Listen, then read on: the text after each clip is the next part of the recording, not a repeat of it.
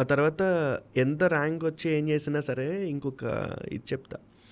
స్టార్టింగ్లో so college fee కట్టాలి. Fee కట్టాలి అన్నప్పుడు we did not had enough money to actually pay. Yearly చాలా తక్కువే పే చేయాలి, 30,000 40,000 అంతే. బ్యాంక్ లోన్ కోసం తిరిగాం, ఏ బ్యాంక్ లోన్ ఇవ్వలేదు. ఓకే, ఏ బ్యాంక్ లోన్ ఇవ్వలేదు because my dad was not working here. Daddy వాళ్ళది అక్కడ. ఇంకోటి కూడా, ఇంటర్మీడియట్ అయిపోయిన తర్వాత నాకు ఫిజిక్స్లో 8 మార్క్స్ వచ్చాయి. ఫిజిక్స్లో 8 మార్క్స్ 8 మార్క్స్ వచ్చాయి.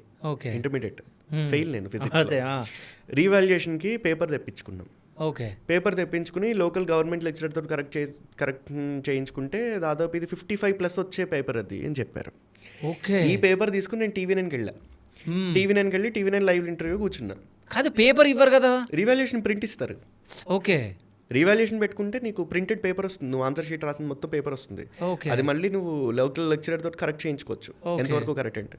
TV9 దాంట్లో కూర్చున్నాం. బద్రి ఉండేవారు కదా, చనిపోయారు బద్రి, అదే అదే ఆయన అప్పుడు బేసిక్ ఓకే, మొత్తం ఇటు side intermediate board head, okay, నేను, ఒక గవర్నమెంట్ లెక్చరర్, మా అమ్మ, ఓకే. నలుగురు కూర్చుని 2 hours లైవ్ షో. మొత్తం కాల్స్, హైకోర్టు లాయర్ కూడా ఫోన్ చేసి కేసేద్దాం రండి, ఏం కాదు అది ఇది బోర్డు మీద కేసేద్దాం. ఎందుకంటే నాకు 1 year పోయింది దానివల్ల. ఆ తర్వాత అది సాల్వ్ అయ్యి నేను ఇది వచ్చేసరికి అడ్మిషన్స్ అన్నీ అయిపోయాయి అన్ని కాలేజెస్లోనూ. అప్పుడు ర్యాంక్ వచ్చింది నాకు, ఓకే, అడ్మిషన్స్ అన్నీ అయిపోయాయి.